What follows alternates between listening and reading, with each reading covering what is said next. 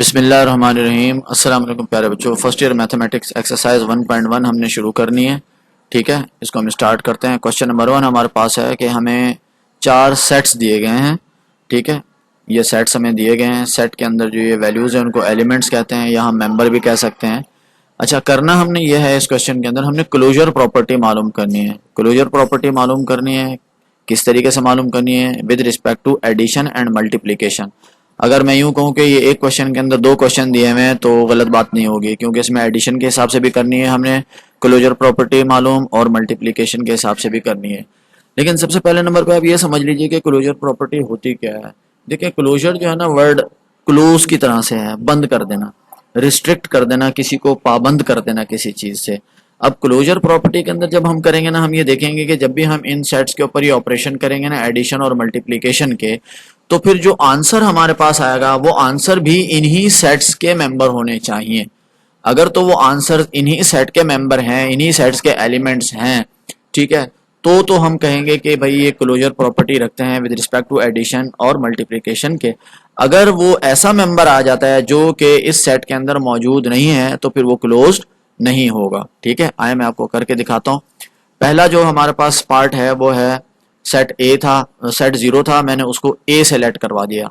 आप चाहें तो ए बी सी किसी से भी लेट करवा दें, और ना भी करवाना चाहें तो आप सिंपल जो है वो सेट भी ले सकते हैं। ठीक है, अब मैंने क्या किया, इस 0 को विद रिस्पेक्ट टू पहले एडिशन करवाना है तो मैंने 0 को 0 के साथ ही ऐड करवा के देखा। जब 0 को 0 के साथ ऐड करवाया तो आंसर क्या आ रहा है? 0। और ये जो 0 है आप देख सकते हैं कि ये 0 बिलोंग करता है इस सेट ए से, यानी जो हमें सेट दिया गया था, ये जो मैंने इस पर ऑपरेशन करवाया है एडिशन का, तो आंसर भी जो है वो इसी सेट का मेंबर ही आ रहा है। इसका मतलब होता है बिलोंग्स टू, ताल्लुक, यानी ये जो आंसर आया है इसका ताल्लुक उसी सेट से है जो हमारे पास मौजूद था। इसलिए मैं ये कह सकता हूं कि जो सेट ए है वो क्लोजर प्रॉपर्टी रखता है विद रिस्पेक्ट टू एडिशन। इसी तरह आप मल्टीप्लाई करके देखते हैं। देखें, 0 को 0 से जब मल्टीप्लाई करवाएंगे तो आंसर आया 0, और ये जो नंबर आ रहा है 0, ये भी जो है वो ताल्लुक रखता है किससे? ए से। इसलिए मैं ये कह सकता हूँ कि सेट ए जो है वो क्लोजर प्रॉपर्टी रखता है विद रिस्पेक्ट टू मल्टीप्लिकेशन के। ये पहला पार्ट था। इस पहले पार्ट के अंदर दोनों प्रॉपर्टीज जो है मौजूद हैं, closure property with respect to addition भी और मल्टीप्लिकेशन भी। तरीका आपको समझ आ गया होगा। मजीद आप आगे अभी सॉल्व करेंगे तो आपको और मजीद जो है वो समझ आएगा। सेकंड पार्ट में मैंने उसको बी का नाम दे दिया सेट का। ठीक है, अब यहाँ पर 1 था, 1 को 1 के साथ ही मैंने पहले ऐड करवाया। देखिए आंसर क्या आ रहा है? 2। अब 2 जो है वो इस बी का मेंबर नहीं है, 2 जो है वो बिलोंग नहीं करता बी को, इसलिए हम लिखेंगे कि B does not have closure property with respect to addition. इसी तरीके से जब मल्टीप्लाई करूंगा, अब जब मैंने 1 को 1 से मल्टीप्लाई किया तो आंसर आया 1। अब 2 तो जो है मेंबर नहीं था, एडिशन में तो क्लोजर प्रॉपर्टी नहीं है, लेकिन ये जरूरी नहीं है कि अगर एडिशन में क्लोजर प्रॉपर्टी नहीं है तो मल्टीप्लिकेशन में भी ना हो, या मल्टीप्लिकेशन में नहीं है क्लोजर प्रॉपर्टी तो एडिशन में भी ना हो। ठीक है, यहाँ पर एडिशन में तो क्लोजर प्रॉपर्टी नहीं है, लेकिन मल्टीप्लिकेशन में जो है ये देखें 1 जो है बिलोंग करता है बी को, 1 इस सेट के अंदर मौजूद है, इसलिए बी जो है वो क्लोजर प्रॉपर्टी रखता है विद रिस्पेक्ट टू मल्टीप्लिकेशन। तीसरा पार्ट देखते हैं। ये तो 2 थे, बिल्कुल सिंपल पार्ट थे। अब तीसरे में मजीद आपको समझ आएगा कि किस तरीके से करना है। सी हमारा सेट है, हमने इसको नाम दे दिया सी का, और इसमें 2 वैल्यूज हैं, तो बहुत ही आसान है। देखें, अच्छा, इसको 2 तरीकों से सॉल्व कर सकते हैं। मैं दोनों तरीके आपको बताऊंगा। टेबल बनाकर भी सॉल्व कर सकते हैं, सिंपल भी सॉल्व कर सकते हैं, तो मैं दोनों तरीकों से आपको समझाऊंगा। आप दोनों तरीके समझिएगा, क्योंकि टेबल जो है वो चैप्टर नंबर 2 में आपको काम आएगा। करना यह है कि 0 को पहले तो अपने साथ ही ऐड करवाइए, क्योंकि हम पहले विद रिस्पेक्ट टू एडिशन देख रहे हैं। फिर 0 को आप दूसरी जो वैल्यू है उसके साथ ऐड करवाइए। 0 प्लस आप ऐड करवा रहे हैं, किसको ऐड करवाना है? -1 को। ठीक है, 0 को 0 से ऐड करवाया, 0 को -1 के साथ ऐड करवाएंगे तो -1 ही आएगा। उसके बाद जो दूसरा नंबर है -1 को अपने साथ ही ऐड करवाइए। -1 को -1 से ही ऐड करवाया, आंसर आ गया -2। फिर -1 को हम क्या करवाएंगे? पहले नंबर के साथ, 0 के साथ, तो ये आ जाएगा -1। दोबारा समझ लीजिए, पहले नंबर को अपने साथ, फिर दूसरे के साथ, दूसरे नंबर को अपने साथ, फिर पहले के साथ। ऐड करवाना है तो ऐड करवाइए, मल्टीप्लाई करवाना है तो मल्टीप्लाई करवाइए। ये सारे आउटपुट हमारे सामने मौजूद हैं। ठीक है, पहले का आंसर 0 आया, 0 इसमें मौजूद है सेट के अंदर, -1 आया दूसरे का, वो भी मौजूद है, और आखिरी जो है -1 ये भी मौजूद है। लेकिन यहाँ पर मसला है, 3 वैल्यूज तो देखिए सेट के अंदर मौजूद हैं, लेकिन ये जो एक वैल्यू आ रही है ना -2, ये इस सेट के अंदर मौजूद नहीं है। तो इस एक वैल्यू के ना होने की वजह से हम ये कह सकते हैं कि ये जो है क्लोजर प्रॉपर्टी नहीं रखता। अब देखिए, इसी चीज को हम टेबल में भी लिख सकते हैं। आप यहाँ पे प्लस लिख दीजिए, जो भी ऑपरेशन होगा यहाँ कॉर्नर पे लिखेंगे, प्लस होगा तो प्लस लिखेंगे, मल्टीप्लाई होगा तो मल्टीप्लाई लिखेंगे। दो एलिमेंट्स थे, इनको यहाँ ऊपर जीरो और माइनस यहाँ पर भी लिख दीजिए और यहाँ साइड पे भी लिख दीजिए। अब जीरो को जीरो से ऐड करवाया, जीरो आंसर आया, यहाँ आंसर आ जाएगा। फिर इसी जीरो को -1 से ऐड करवाया तो -1 आएगा, यहाँ लिख दीजिएगा। फिर -1 को जीरो से करवाएंगे ऐड तो -1 आया, -1 को -1 से ऐड करवाएंगे तो आएगा 2, क्योंकि 1 और 1 2 होता है, साइन बड़े नंबर का आता है। तो ये मैंने इस तरीके से सिंपल भी आपको बता दिया और ये टेबल बनाकर भी बता दिया। ये टेबल का ज्यादातर काम चैप्टर नंबर 2 में है, लेकिन मैंने कहा आप लोगों को दोनों तरीकों से बता दूं। जरूरी नहीं आप दोनों तरीकों से ही सॉल्व करें, आप किसी एक तरीके से सॉल्व कर सकते हैं। अब चूंकि -2 इस सेट के अंदर मौजूद नहीं है, इसलिए हम लिख सकते हैं कि जो सेट सी है वो doesn't have closure property with respect to addition, ये क्लोजर प्रॉपर्टी नहीं रखता। आए मल्टीप्लाई में देखते हैं कि मल्टीप्लाई में है कि नहीं है। उसी तरीके से मैं चारों वैल्यूज को जो है वो सॉल्व करूंगा। पहले जीरो को अपने साथ मल्टीप्लाई कराया, फिर जीरो को दूसरी वैल्यू के साथ मल्टीप्लाई कराया, दूसरी वैल्यू को अपने साथ मल्टीप्लाई करवाया, फिर दूसरी वैल्यू को पहले के साथ मल्टीप्लाई कराया। इनके आउटपुट देखें, जीरो को जीरो से कराया, जीरो आया, जीरो को -1 से, जीरो को किसी भी नंबर से मल्टीप्लाई करें जीरो ही आता है तो जीरो आ गया। -1 को -1 से मल्टीप्लाई कराया, 1 को 1 से करवाएंगे मल्टीप्लाई तो 1 आएगा और माइनस माइनस क्या हो जाता है, प्लस हो जाता है।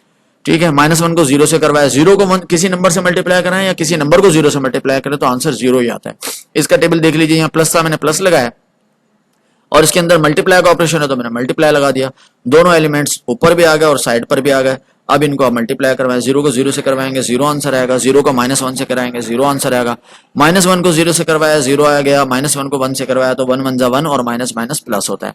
आप देख सकते हैं कि सारे एलिमेंट जो है वो इस सेट सी के अंदर मौजूद हैं। कोई ऐसा मेंबर यहाँ पर हमारे आंसर में नहीं आया जो इस सेट के अंदर मौजूद ना हो, लिहाजा हम ये कह सकते हैं कि जो सेट सी है वो क्या है, वो क्लोजर प्रॉपर्टी रखता है विद रिस्पेक्ट टू मल्टीप्लीकेशन। ठीक है बेटा, 3 पार्ट मैंने आप लोगों के लिए कर दिए हैं। ये तीसरा पार्ट जो है वो बहुत ही इंपॉर्टेंट है और समझने के लिहाज से भी अच्छा समझाता है हमें कि किस तरीके से हमने काम करना है, चेक करना है क्लोजर प्रॉपर्टी को। चौथा पार्ट मैं आप लोगों को असाइनमेंट दे रहा हूँ, चौथा पार्ट आप लोग खुद सॉल्व करें, इसी तीसरे पार्ट की तरीके से जो है इसको सॉल्व करें। इस तरह सिंपली भी सॉल्व करें, टेबल भी बनाकर आप सॉल्व करें। ठीक है, और इनके आंसर मुझे जो है ना आप लोग कमेंट बॉक्स में बताइए। ठीक है बेटा, अगर आप लोग मजीद ऐसी वीडियोस देखना चाहते हैं तो मेरे चैनल को सब्सक्राइब कीजिए, इसको लाइक कीजिए, शेयर कीजिए, ताकि ये वीडियो उन तमाम लोगों तक भी पहुंच जाए जो इस वीडियोस के सही माने में मुस्तहिक हैं और इसको समझना चाहते हैं। तब तक के लिए अल्लाह हाफिज।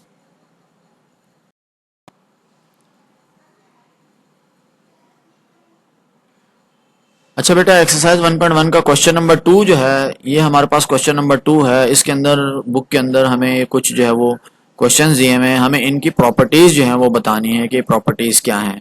ठीक है, देखिए मैंने एक तरफ क्वेश्चंस लिख दिए हैं और एक तरफ उनकी प्रॉपर्टीज लिख दी हैं, लेकिन असल बात यह है कि हमें आंसर नहीं चाहिए, हमें एक्सप्लेनेशन चाहिए कि एक्चुअली ये हो क्या रहा है। ठीक है, तो देखें पहला पॉइंट जो है, पहला क्वेश्चन हमारा पहला पार्ट जो है इसको हम देखते हैं। यहाँ पर लिखा हुआ है 4 + 9 = 9 + 4। इसका मतलब यह है कि अगर आप इसको इस तरीके से ऐड करें 4 + 9 तब भी आंसर आपके पास जो आएगा, और 9 + 4 करें तब भी आपके पास आंसर जो आएगा वो दोनों सूरतों में सेम आएगा। अगर इस तरीके से कोई क्वेश्चन हमारे पास लिखा हुआ है तो इस प्रॉपर्टी का नाम होता है commutative property with respect to addition. ठीक है, यानी कि क्वेश्चन में वैल्यूज जो हैं उनकी सीक्वेंस चेंज करने से आंसर पे कोई फर्क नहीं पड़ रहा। यहाँ पर 4 पहले है, यहाँ पर 4 बाद में है। ठीक है, यहाँ 9 जो है वो पहले है, बाद में है, यहाँ पर 9 जो है वो पहले है। ठीक है, लेकिन आंसर में कोई फर्क नहीं आएगा। ठीक है, इस प्रॉपर्टी को कहते हैं commutative property with respect to addition. ठीक है, दूसरी जो है क्वेश्चन जो हमारे पास है, इसको अगर हम गौर से देखें तो देखें यहाँ पर वैल्यूज दोनों तरफ सेम लिखी हुई हैं। ठीक है, लेकिन यहाँ पर ब्रैकेट्स जो हैं वो अलग अलग हैं। यहाँ इन ब्रैकेट्स का मतलब क्या है, इसका मतलब यह है कि भाई अगर हम क्या करें, पहले इन दो वैल्यूज को ऐड करें a + 1 को, ठीक है, उसके बाद इसमें 3 + 4 करें। एक सूरत ये हो गई। दूसरी सूरत ये हो गई कि हम a + 1 को पहले प्लस ना करें, बल्कि पहले हम लास्ट वाली जो दो वैल्यूज हो उनको ऐड करें और फिर उसके अंदर पहली वैल्यू को ऐड कराएं। तो इस सूरत में आंसर दोनों में क्या आएगा, सेम आएगा। एक ब्रैकेट शुरू में और एक ब्रैकेट बाद में है, लेकिन ब्रैकेट से ज्यादा हमें ये चीज देखनी है कि हमने पहले किन दो चीजों को ऐड करवाना है। इस लेफ्ट साइड पे पहले वाली दो चीजों को ऐड करवा रहे हैं, बाद में तीसरी चीज को ऐड करवा रहे हैं। राइट साइड पे लास्ट वाली टू चीजों को जो है हम ऐड करवा रहे हैं और उसके बाद उसके अंदर पहली वैल्यू को ऐड करवा रहे हैं। इस प्रॉपर्टी को कहते हैं एसोसिएटिव प्रॉपर्टी और ये विद रिस्पेक्ट टू एडिशन है। तीसरा क्वेश्चन सेम इसी क्वेश्चन 2 की तरह है। यहां पर भी देखें हमने पहले दो चीजों को ऐड कराया, फिर तीसरी को, और यहाँ पर लास्ट वाली दो चीजों को हमने ऐड करवा के फिर पहली वाली को ऐड करवाया। चौथी बहुत इंटरेस्टिंग है, आप लोग करते भी आए हैं पहले इसको। 100 के अंदर 0 ऐड करवाया, आंसर में कोई फर्क नहीं आया।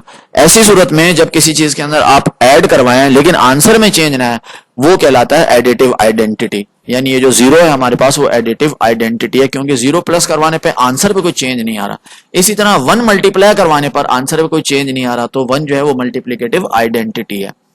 इसी तरह यहाँ पर देखें 4.1 है, उसके अंदर हमने ऐड करवा दिया इसका नेगेटिव नंबर, ये पॉजिटिव था, इसके साथ इसी का नेगेटिव हमने करवा दिया, आंसर क्या आ गया 0। जब ऐसी चीज किसी चीज के अंदर ऐड करवाई जाए जो उसको 0 करवा दे, उसको कहा जाता है एडिटिव इनवर्स। और ये ज्यादातर इसी तरीके से ही होता है कि जो भी नंबर है उसके नेगेटिव को जब आप उसके साथ ऐड करवाते हैं तो आपके पास आंसर 0 आता है। सेम इसी के तरीके का क्वेश्चन देखें 7 में है, ए था, आपने -a करवा दिया तो आंसर क्या आ गया 0, यानी -a जो है वो a का एडिटिव इनवर्स है। ठीक है, अब ये देखें क्वेश्चन नंबर 8 बिल्कुल क्वेश्चन 1 की तरह है, लेकिन वहां पर एडिशन था और यहां पर क्या है, सिर्फ मल्टीप्लाई है। आप इस तरह मल्टीप्लाई करवाएं या इनकी सीक्वेंस चेंज करके मल्टीप्लाई करवाएं, आंसर में कोई चेंज नहीं आएगा। इसको वही हम कहते हैं commutative property with respect to multiplication. अब ये 9 वाला जो है वो ये जरा इंटरेस्टिंग है। देखें, अगर आप कॉमन लें, ब्रैकेट में से कॉमन लें या ब्रैकेट के साथ किसी नंबर को आप मल्टीप्लाई करवाएं, दोनों सूरतों में हम उसको कहेंगे डिस्ट्रीब्यूटिव प्रॉपर्टी। अब ये लेफ्ट साइड से हो रहा है तो हम इसको कहेंगे लेफ्ट डिस्ट्रीब्यूटिव प्रॉपर्टी, क्योंकि देखिए ए को आपने मल्टीप्लाई करा, बी के साथ ए बी आ गया, ए को सी के साथ करवाया, ए सी आ गया। इसी तरह अगर मैं इनमें से एक कॉमन निकाल लूं, जैसे यहाँ पर निकला हुआ कॉमन, तब भी मैं इसको डिस्ट्रीब्यूटिव प्रॉपर्टी कहूंगा। और राइट से इसी को कर रहे हैं हम, ये जेड को मल्टीप्लाई करवाया एक्स के साथ, एक्स जेड आ गया, जेड को वाई से करवाया वाई जेड, इसको राइट डिस्ट्रीब्यूटिव प्रॉपर्टी कहेंगे। ठीक है जी। क्वेश्चन नंबर 11, ये क्वेश्चन नंबर 11 बिल्कुल उसी तरीके से एसोसिएटिव प्रॉपर्टी है। अब यहाँ पर पहले जो है वो लास्ट के 2 डिजिट्स को मल्टीप्लाई कर रहा है और इस साइड पर शुरू के 2 डिजिट्स को मल्टीप्लाई कर रहा है, फिर तीसरे से, आंसर में कोई चेंज नहीं आएगा। इसको हम कहेंगे associative property with respect to multiplication. और ये 12वां जो है ये भी वही डिस्ट्रीब्यूटिव प्रॉपर्टी है, लेफ्ट साइड से हम ए को जो है मल्टीप्लाई करवा रहे हैं इस ब्रैकेट के साथ, तो इसको हम कहेंगे डिस्ट्रीब्यूटिव प्रॉपर्टी। ठीक है बेटा, ये क्वेश्चन नंबर 2 था, तो इसको आप जो है वो जरा प्रैक्टिस कीजिए। जितना आप प्रैक्टिस करेंगे, मैथ तो प्रैक्टिस का नाम है, जितना आप प्रैक्टिस करेंगे तो ये वीडियोस आपको ज्यादा फायदा पहुंचाएंगी। ठीक है, चैनल को सब्सक्राइब करना मत भूलिएगा। तब तक के लिए अल्लाह हाफिज।